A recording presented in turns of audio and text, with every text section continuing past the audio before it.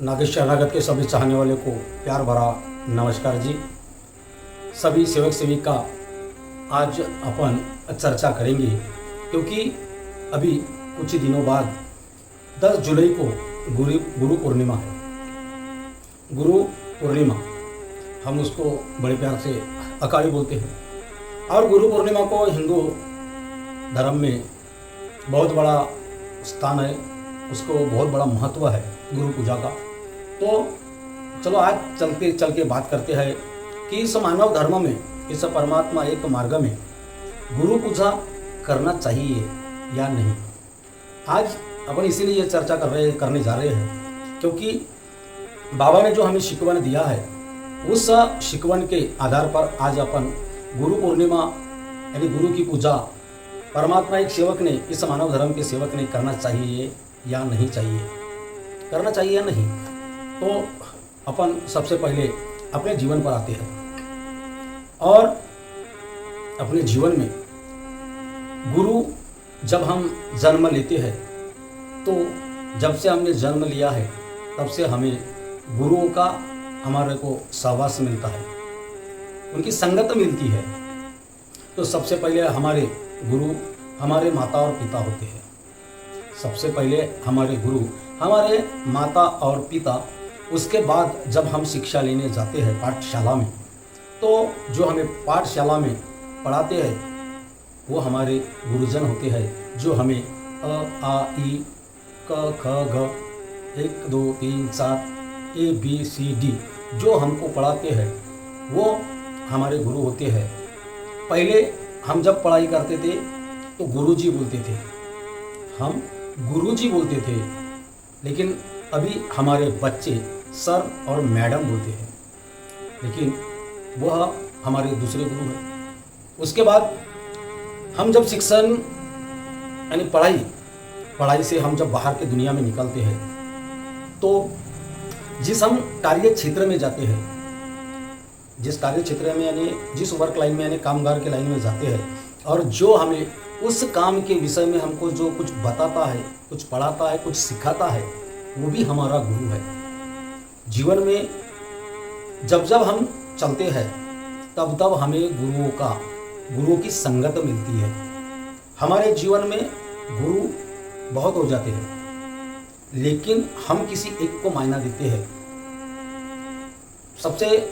हमारे सबसे बड़े गुरु माता और पिता, दूसरे गुरु जो हमें पढ़ाई के बारे में जानकारी देते हैं, और सबसे बड़ा गुरु जो हमको इस मानव जीवन के बारे में जगाता है, इस मानव जीवन के बारे में इस मानव जीवन के विषय में हमको समझाता है, इंसानियत से कैसा चलना है, जो हमें बताता है, वो हमारे जीवन का महत्व जो हमको बताता है, वो हमारा गुरु। तो चलो चर्चा करते हैं अपन अपने मानव धर्म के विषय पर। अब मानव धर्म के परमात्मा एक सेवक ने गुरु पूजा करनी चाहिए या नहीं, मेरा एक ही शब्द निकलेगा, नहीं। ये मेरा शब्द है, आप क्या सोचते हो वो आपकी मर्जी, और दूसरा क्या सोचता है वो दूसरे की मर्जी, लेकिन मेरे विचार से इस मार्ग में गुरु पूजा को स्थान नहीं है, गुरु पूजा का ठिकाना इस मार्ग में नहीं है। अब वो किस तरह, सबसे पहले बात बताने को जाओ तो बाबा ने एक मराठी में एक कवायत है, आपल्या सारखे करी तात काळ नाही काळ वेळ लागे तया वेळी। आज हर गुरुओं के बारे में विचार करो तो अपने शिष्य को, अपने सेवक को, अपने दास को पूरा ज्ञान नहीं देता, लेकिन महान त्यागी बाबा जुंदेव जी ने खुद 4 तत्व 3 शब्द 5 नियम का पालन किया। मार्गदर्शक जी जो है, जिनको हम कार्यकर्ता जी मार्गदर्शक जी है, उनको भी 4 तत्व 3 शब्द 5 नियम, सुबह की विनंती, शाम की प्रार्थना, और जो त्यागी सेवक है उनको भी 4 तत्व 3 शब्द 5 नियम, सुबह की विनंती, शाम की प्रार्थना, और जो आज मार्ग में आया है उसे भी 4 तत्व 3 शब्द 5 नियम, सुबह की विनंती, शाम की प्रार्थना। जब इस मार्ग में हम आते हैं तो हमको क्या बोलते हैं उसको, स्वावलंबी यानी खुद पर निर्भर करना सिखाते हैं, दूसरों के ऊपर नहीं। इस मार्ग में जो आता है, जो दुखी आता है, उसको खुद के लिए योग मांगना है, खुद के लिए करना है, कर्म करना है और खुद के लिए तीर्थ करना है, खुद ही तीर्थ करना है अपने परिवार के लिए और खुद के लिए खुद ही करना है, यानी स्वयं पर निर्भर है। तो बाबा ने सभी को एक समान बना के दिया है। इस मानव धर्म में समानता रखा है बाबा ने। अब गुरु पूजा की बात आई तो मैं तो उतना ज़्यादा पुराना सेवक नहीं हूँ, लेकिन मुझे नहीं लगता कि बाबा ने किसी मार्गदर्शक से या किसी सेवक से गुरु पूजा ली होगी या गुरु पूजा करवाई होगी।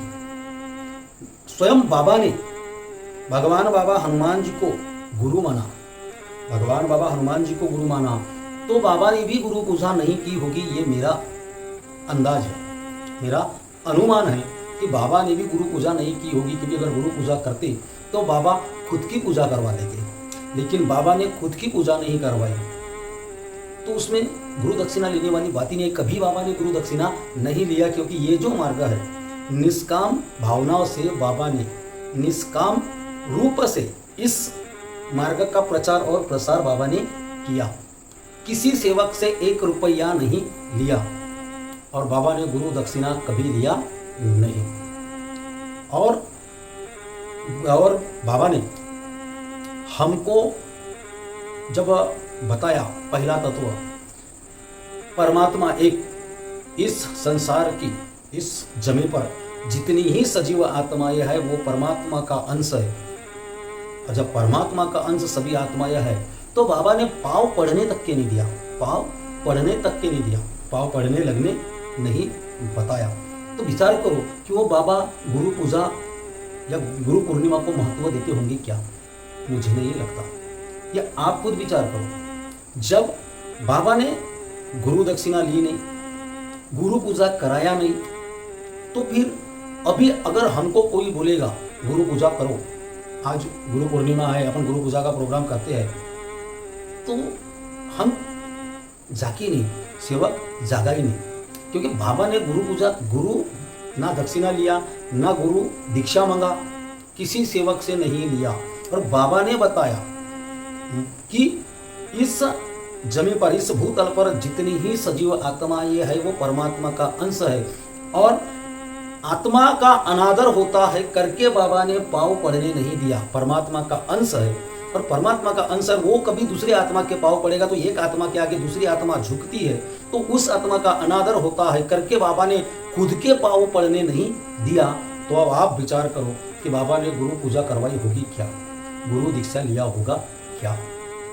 तो मानव धर्म में गुरु पूजा को स्थान है, ये मैं नहीं मानूंगा।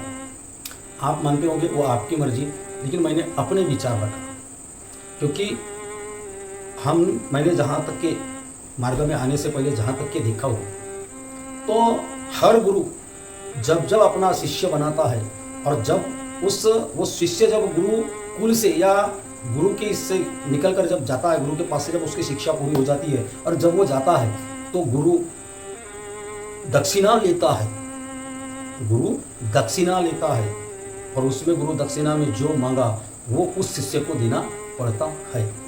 हमने द्रोणाचार्य और एकलव्य का उदाहरण देखो, जब उसने छुपके से भी सीखा और जब उनको गुरु माना तो अर्जुन से धनुर्धर बड़ा ना हो जाए करके एकलव्य का अंगूठा मांगा और एकलव्य ने गुरु के एक शब्द पे अंगूठा काट के दिया। ये होता है गुरु का प्रकार।